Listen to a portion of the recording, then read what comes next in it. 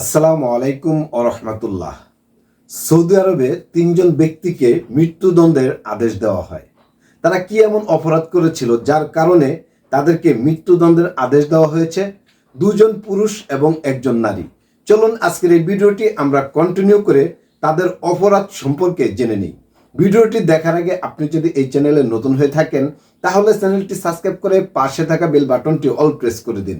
তাহলে চলুন বন্ধুরা আজকের এই ভিডিওটি শুরু করা যাক। 3রা সেপ্টেম্বর সৌদি আরবের ভিতরে সৌদি সরকার 3 জন মানুষকে মৃত্যুদণ্ডের আদেশ দেয়। এই 3 জনের মধ্যে মৃত্যুদণ্ড প্রাপ্তদের একজন নারী ছিল আর 2 জন পুরুষ। একজন আরবি নারী, একজন আরব পুরুষ এবং বাকি একজন পাকিস্তানি পুরুষ। কিন্তু আসলে কেন এই 3 জনকে সৌদি সরকার মৃত্যুদণ্ডের আদেশ দিল? আমি আপনাকে জানাবো এই 3 জনের অপরাধ ঠিক কি কি ছিল আর তাদের অপরাধ এমন ছিল যা ভয়ঙ্কর ও ভয়াবহ অপরাধ হিসেবে গণ্য হয়।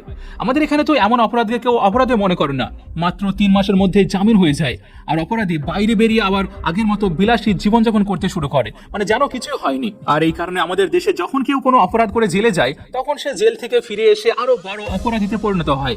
কিন্তু সৌদি আরবে এমন নয়। এটা নয় যে সেখানে অপরাধ হয় না, সেখানে অপরাধ হয় আর এমন এমন অপরাধ হয় যা শুনলে আপনার শরীর কেঁপে উঠবে। কিন্তু সেখানে ক্ষমা নেই, যদি অপরাধ হয় তবে শাস্তিও হয়, আর সেই কারণে সেখানে অপরাধের হার খুবই কম। এখন প্রশ্ন হলো সেই নারীর অপরাধটা কি ছিল যার জন্য তাকে মৃত্যুদণ্ড দেওয়া হলো, আর সেই আরো পুরুষেরও বা কি অপরাধ ছিল, আর সেই পাকিস্তানি ব্যক্তিরই বা কি অপরাধ ছিল যার জন্য এই 3 জনকে মৃত্যুদণ্ড দেওয়া হলো। আচ্ছা, প্রথমে আমরা কথা বলবো সেই পাকিস্তানি ব্যক্তিকে নিয়ে। কিন্তু তার আগে আপনার কাছে একটি ছোট রিকোয়েস্ট থাকবে, যদি আপনি আমাদের চ্যানেলে প্রথম আসেন তাহলে ভিডিওটিতে লাইক করে আমাদের এই চ্যানেলটি অবশ্যই সাবস্ক্রাইব করে রাখুন এমন ইন্টারেস্টিং ভিডিও আরও দেখার জন্য। তাহলে চলুন প্রধান টপিকের দিকে এগিয়ে যাই।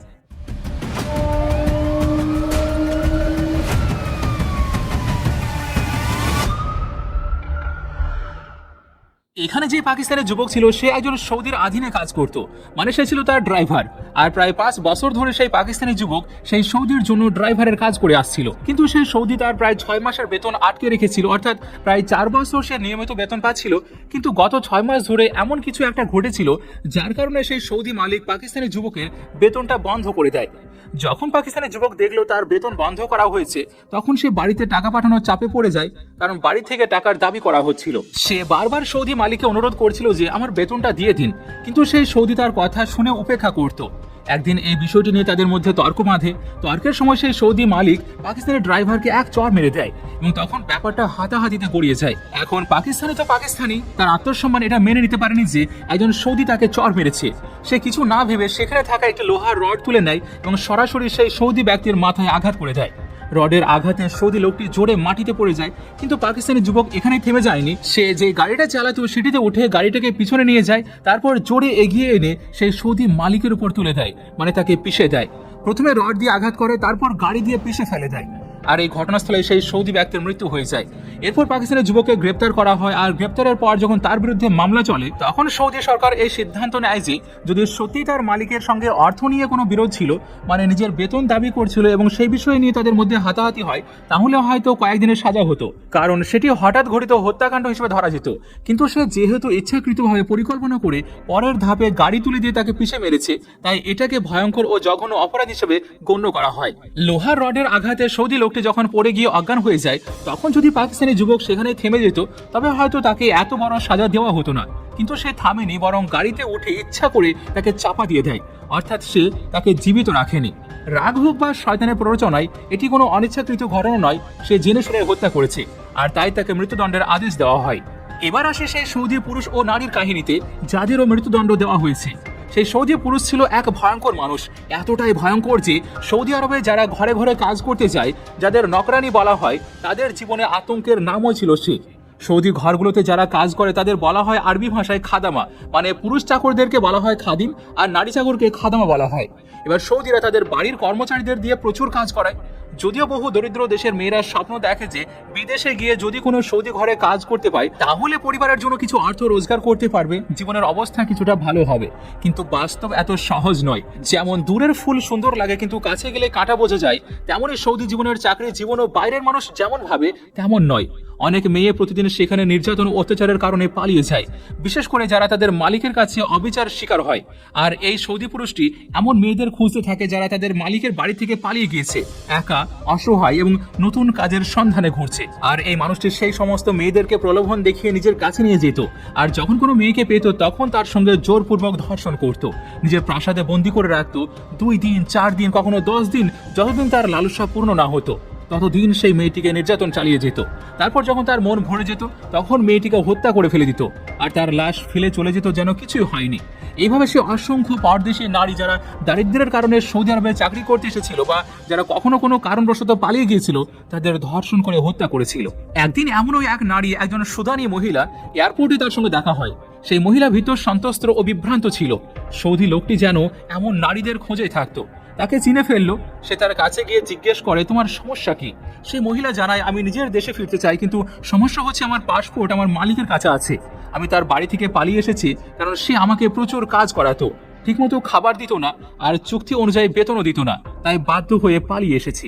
ইসলামের প্রাণকেন্দ্র সৌদি আরব, অথচ এই সৌদি আরবে এমন কিছু অপরাধ হয়ে থাকে যা বিশ্বের মানুষকে হতবাক করে দেয়। নিজের সঙ্গে নিয়ে যায় এবং আগের মতোই তার উপর এক অত্যাচার চালায়, জোরপূর্বক ধর্ষণ করে।